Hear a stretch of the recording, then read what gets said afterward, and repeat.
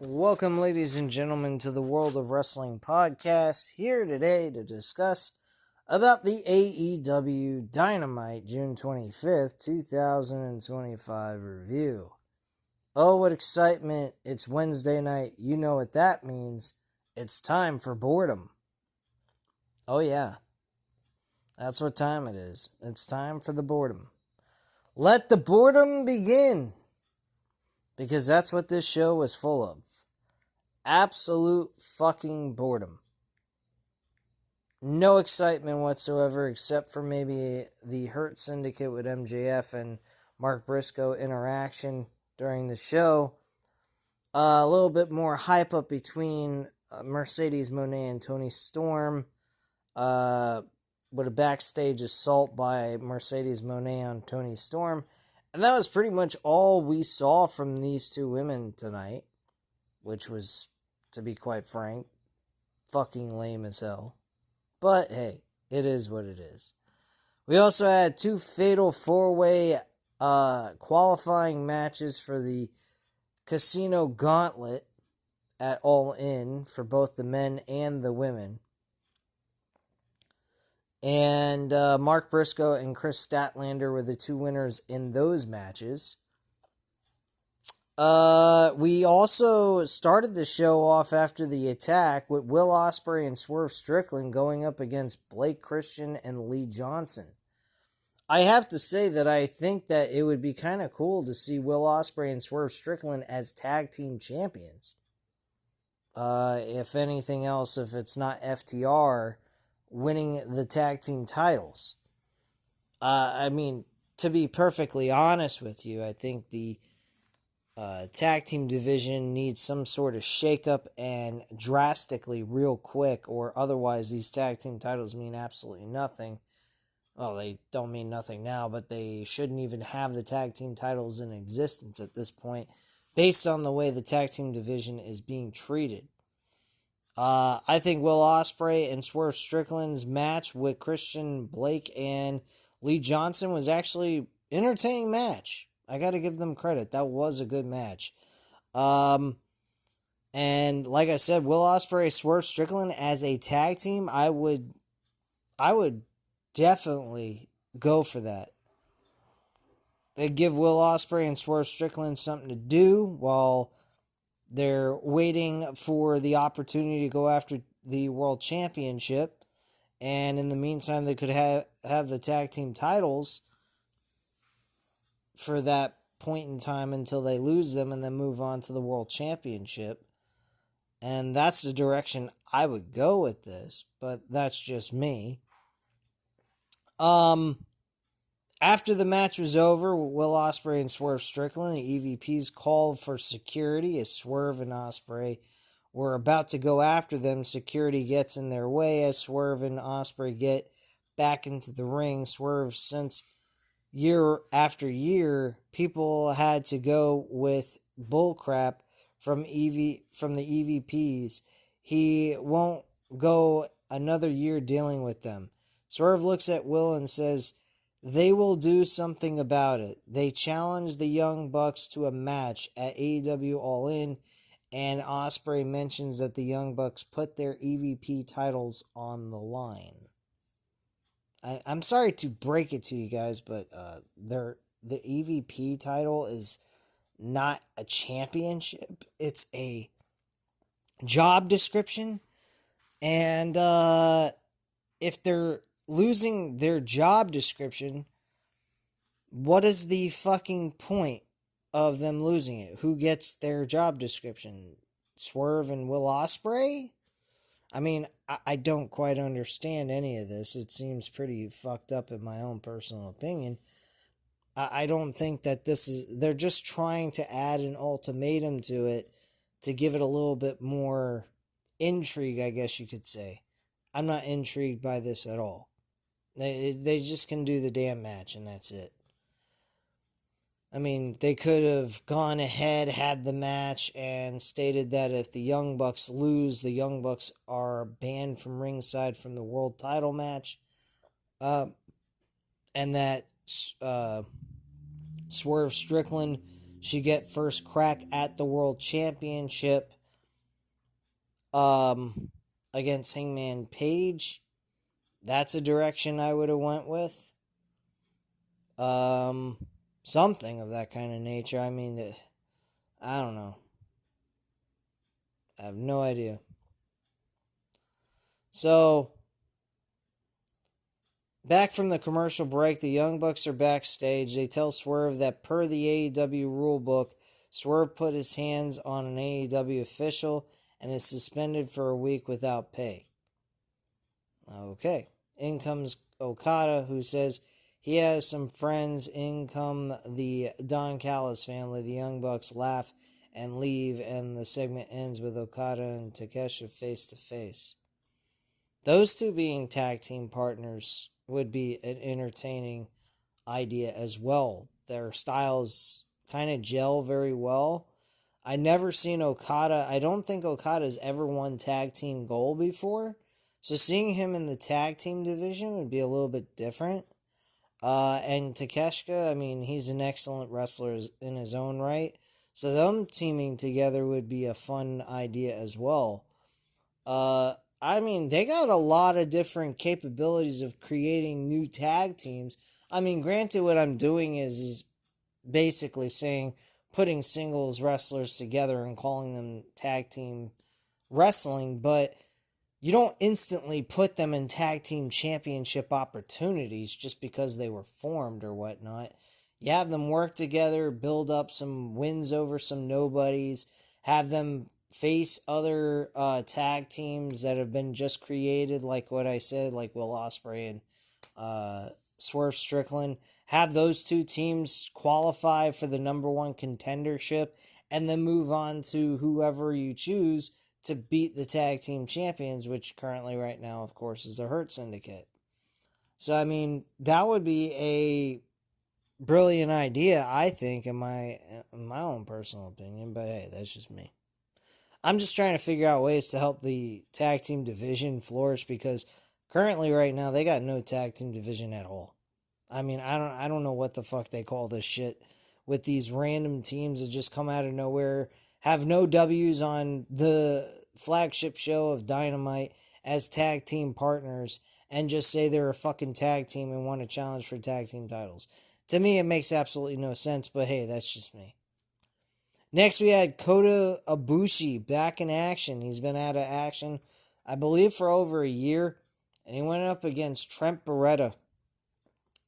This was an old school New Japan pro wrestling bout that occurred. Kota Ibushi ends up winning the match. Okada comes out.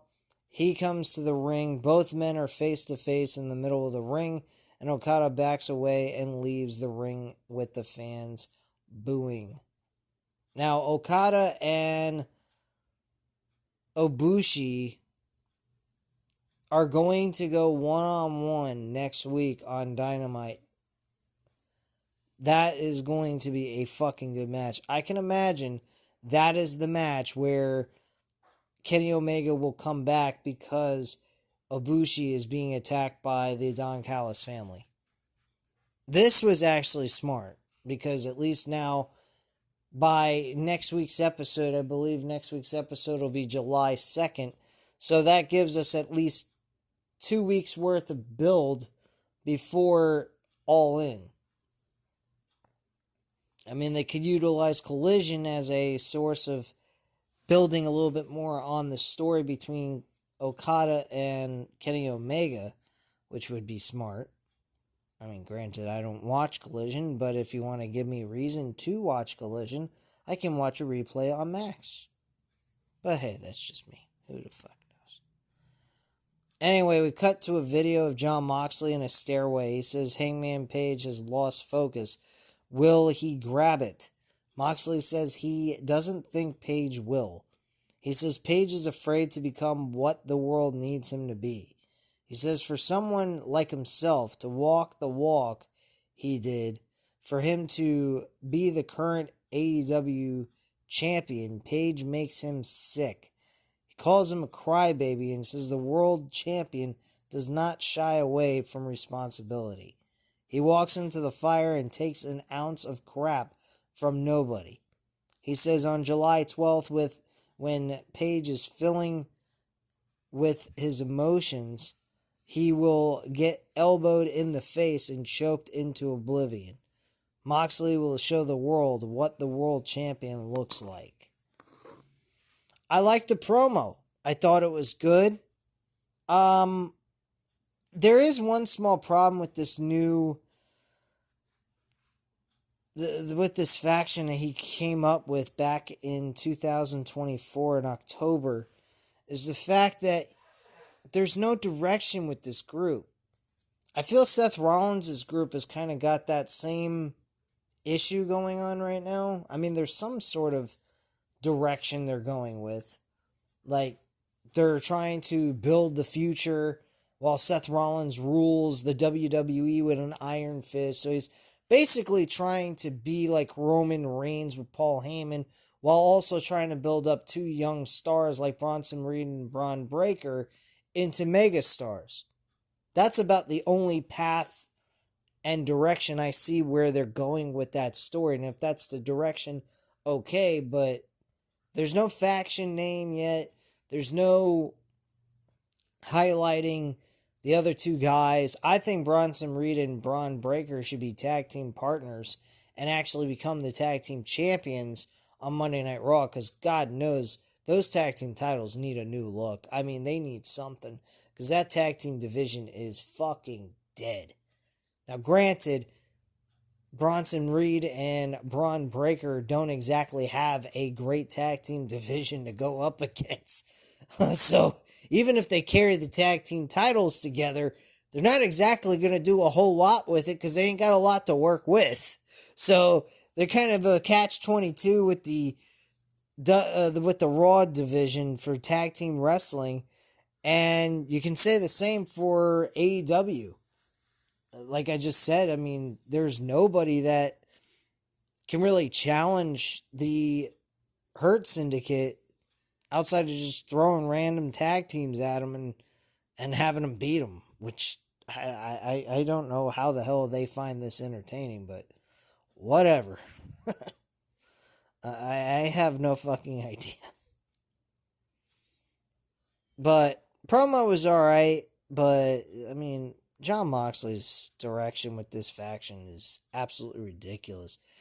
I mean, the guy is saying one thing and he's saying another. He wants to destroy the company. He wants to help build stars. He wants to get people to stop being pussies. He wants AEW's top guys. I mean, this promo here was exactly what they haven't been doing. I mean, he's stating that he thinks it's a lot of emotion that Hangman Page is under, and he's not focused. And it's as if he's trying to say, I want him to beat me for the title, but he's not going to, because I'm just more locked in. I'm more focused on beating you, and there's no emotion involved. It's just robotic, and I'm just going to kick your ass and do whatever it takes, and you're going to have to kill me to take it.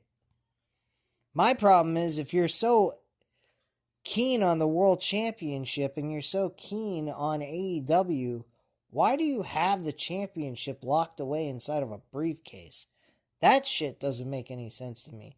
I think it's absolutely abnormal that the AEW World Championship's locked away in a fucking briefcase. So, my attitude's real simple, like, can we just get Hangman Page to become the world champion already so we can move on from this shit? Because look, I know I said that I wouldn't cover this shit no more if past All In that Jon Moxley is no longer the champion. But it's like, why would I do that when I have a channel that covers pro wrestling? This is on a top tier channel. It's got talent that I enjoy watching. I mean, I'm still contemplating on just discontinuing covering this shit, because tonight's episode did not get me intrigued in any way, shape, or form. This is just lackluster, man. I mean, we got Ricochet and AR Fox He's talking. Ricochet talked to AR Fox. He's heard he's been on a roll. What fucking roll are you talking about? Oh, the matches he has on Collision when he's put on Dynamite, he's not going to do a fucking thing? Which he didn't anyway in this matchup. He lost. Speedball Mike Bailey and Kevin Knight. They're called the Jet Speed. God. And they're trying to challenge for tag team gold. Just because they beat Ricochet and AR Fox. Match didn't mean shit to me and barely paid attention to it. Didn't mean nothing. So after the match, Ricochet unwraps his wrist tape on stage and heads to the back. Tony Schiavone is on the stage and he speaks with Jet Speed. Bailey tells him that with great power comes great responsibility. But the AEW tag team titles have been held hostage for too long. Yeah, okay. I think the AEW World title's been held hostage for too long. And it's time someone comes to their rescue. Knight agrees with Bailey and he says it's time for those titles to come home and that is around their waist. And then 1, 2, you hear the clock ticking. Tick tock. You're hurting some feelings. As Knight is talking, Bobby Lashley and Shelton Benjamin attack them from behind. Out comes MVP and MJF with them smiling. Lashley and Shelton throw them into the ring steps, barricade, and ring apron. MVP tells MJF to go with him and they head to the back. Double snap suplexes onto the floor on the outside. MVP and MJF bring out a table and Shelton places Knight on it and Lashley lifts Bailey and chokeslams him through Knight and through the table. Fucking A, man. What a load of shit. MVP asks for a microphone. He says now that they have taken care of that little business, MVP asks for the music. MJF stands behind them and MVP tells them to start walking to the ring. MVP says this is an official announcement from the Hurt Syndicate. He asks for someone to stand up to the AEW Tag Team Champions, and speaking of standing up, if Jet Speed can even stand up after that beating, he will be too willing to meet them at All In for the tag team titles, on the condition that they can walk. MVP asks for everyone's undivided attention as he hands the microphone over to the young genius MJF. The fans boo and MJF thanks Montel. MJF says last week he unmasked and defeated the Lucha Libre legend. MVP cuts him off as the fans boo MJF. He tells them to show MJF some respect. And MJF says he's not there to talk about all of his accomplishments. And he also calls the entire crowd, the audience, a bunch of fucking idiots. And he says that next week he will be entering a qualifying match for the men's casino gauntlet at All In, Texas. And when he wins, he's going to get one step closer to what he rightfully is his. Not Dictator John, not their crooked cowboy Hangman, but his AEW World Championship. MJF tells them to hit their music as they post, but Mark Briscoe's music hits and out comes him as well. Briscoe tells MJF that they all know that MJF can listen to himself talk all night long. However, the producer said that Max is taking so long once again and they will hit Briscoe's music. Briscoe asks them to leave the ring and that way he can take care of business. MJF says he doesn't care about what time it is. They can take up as much time as they want, because unlike Mark, they actually are stars. MJF says the fans love Mark and they like him because they can relate to him. They all grew up dirt, ugly, and dirt poor. He is willing to bet that everyone in the arena and at home okay, let me repeat that. And at home have as much bills in their pockets as he does teeth in his mouth. MJF calls Mark Briscoe a chicken shit picker upper blue collar bitch, which I thought was fucking hilarious. Briscoe calls him hilarious, but he sees his inner turmoil, that pain, where it all comes from. He says the word of the day is empathy. The fans chant empathy. A genius move there. And Briscoe says that Max is trying to compensate for something. Like all of these hurtful comments from him come from a place of insufficiency.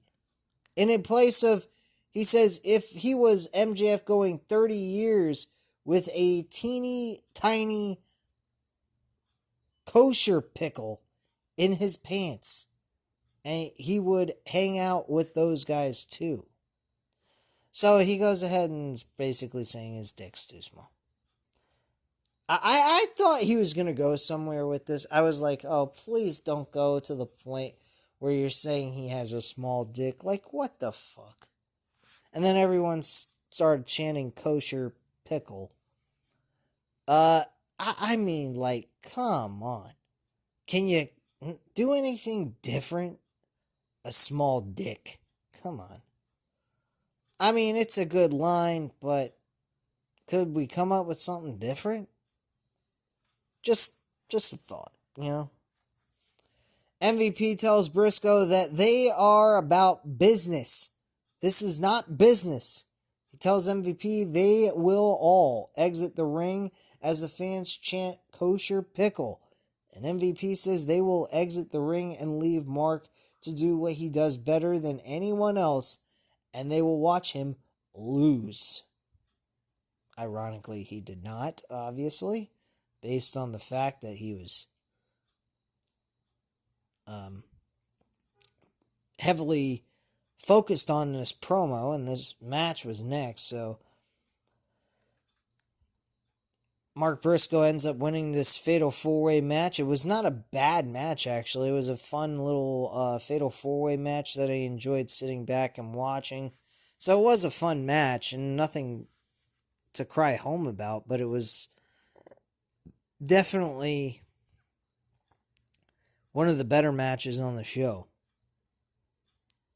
So after the match is over, we cut backstage where Adam Cole is, and he makes an open challenge for his TNT title against anyone from the Don Callis family tomorrow night on Collision.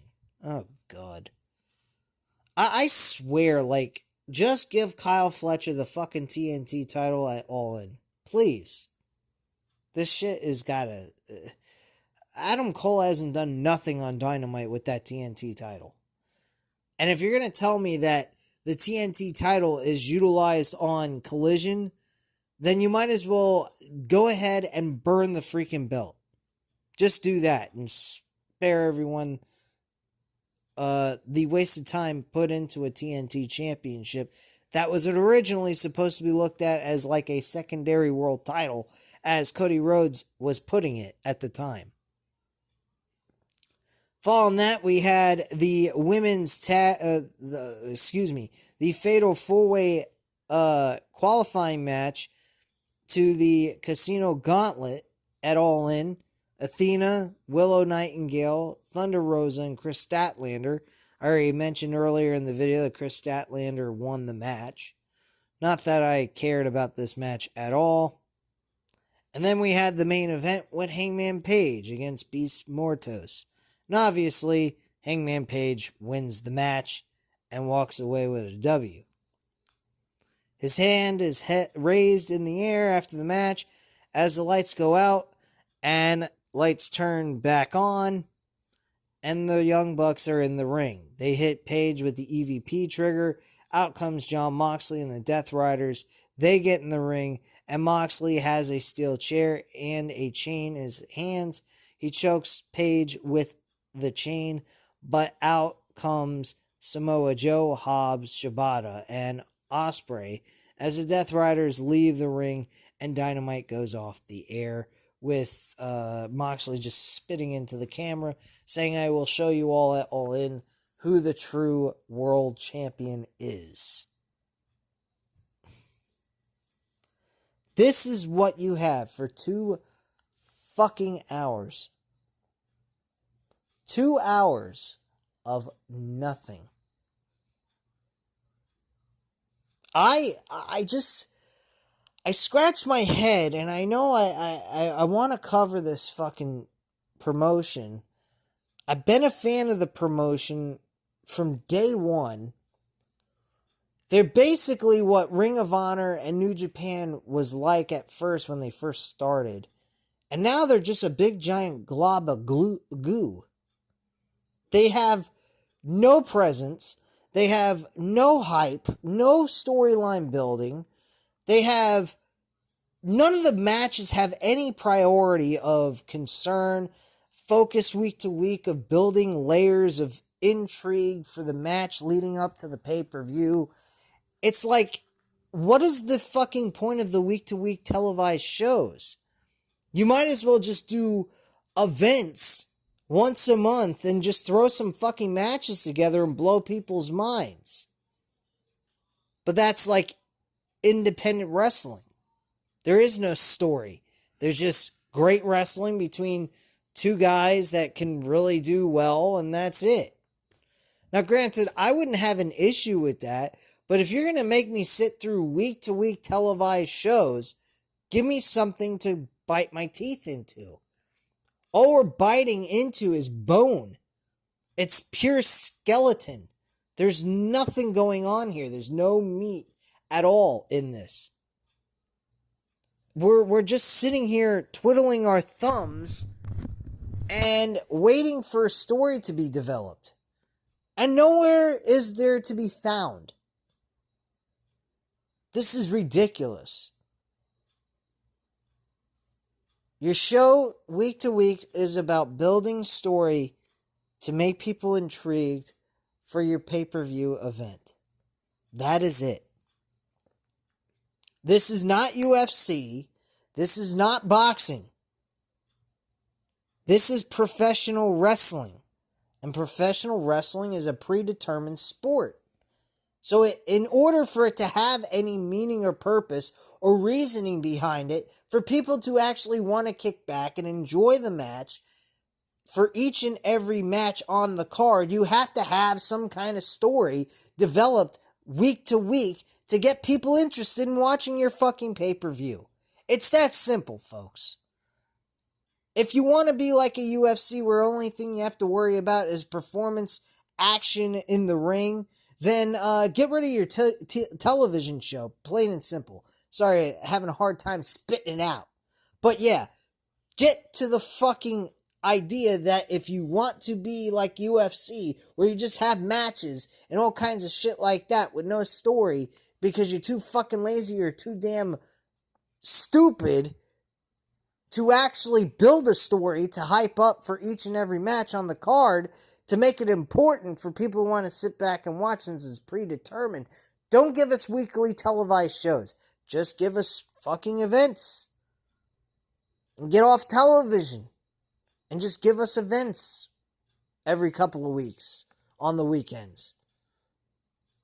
Give us world championship matches. Give us, have a ranking system. Shit, you could even do that while you're on a week-to-week show and you don't even fucking utilize that, which was one of the things that they started off with. Ranking system. Then they blew that off. Don't even have a ranking system. It's just a bunch of blodge goo garbage. If you had a ranking system, your whole idea of just pro wrestling wouldn't be as bad to sit through. Because then there's a fucking purpose as to why these matches are taking place, people facing each other to move up in ranking to get an opportunity at the championship they're trying to go after. But do we want to make sense? Absolutely not. So why the fuck should I? At this point, I'm just ranting and raving. So you guys know what to do. Hit the like button if you enjoyed the video. Hit the subscribe button if you're not already subscribed to the channel. And leave a comment down below, and I'll definitely get back to you on that. Thank you guys very much for watching. Have a great night, guys. Bye.